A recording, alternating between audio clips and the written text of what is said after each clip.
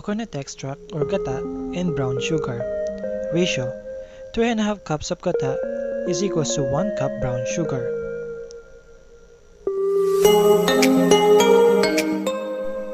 Reminder: wash your hands and wear your PPE. Let's start! Balatan ng niyog.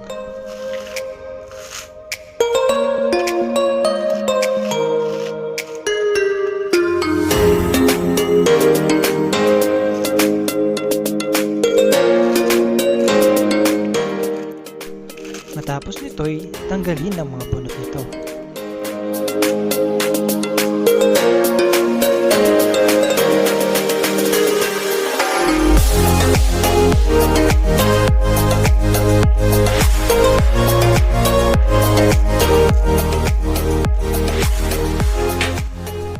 Biyakin ang niyog gamit ang likod ng bolo o itak.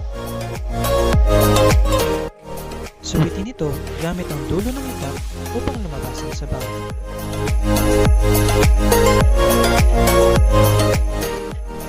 Matapos ito ay kayurin ang niyog.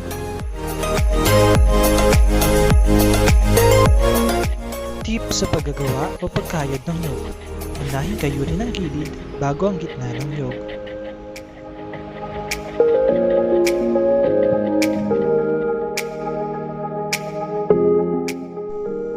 Gataihin ang niyog upang makuha ang gata na gagamitin mamaya sa paggawa ng coco jam.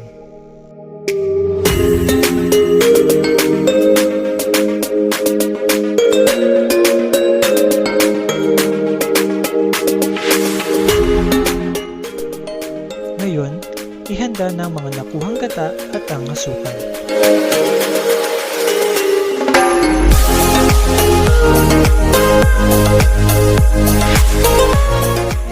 Sa isang kaserola, ilagay ang gata at asukal.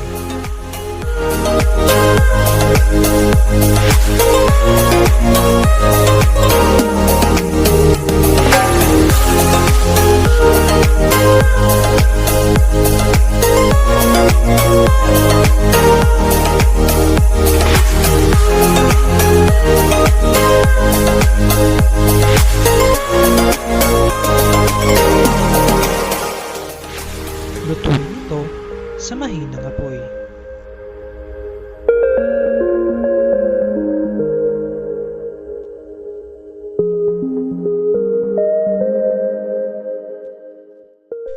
Halu-haluin ito upang hindi magbuo-buo.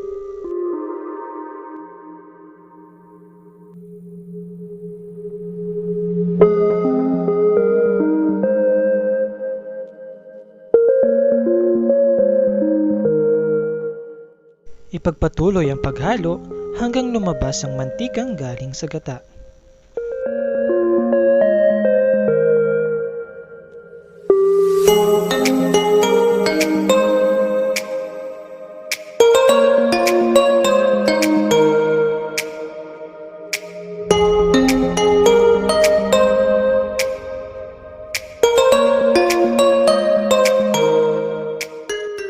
Ituloy ang paghalo hanggang sa ito ay lumapot.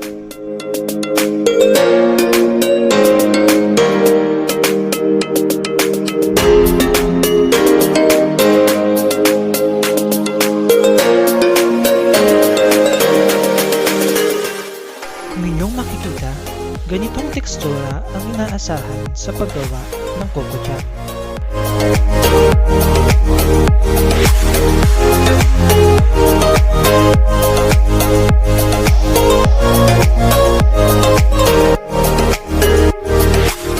Tapos itong iluto, maaari nang isalin ang ginawang jam sa isang lalagyan.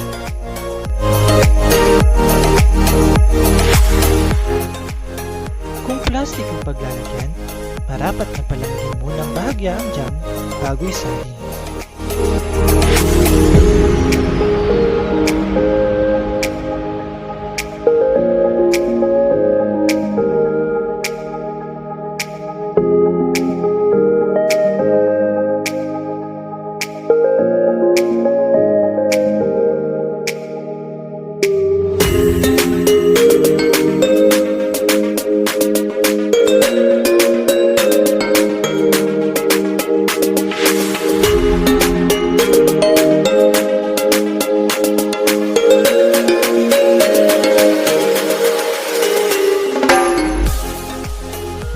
na itong ipalaman sa tinapay.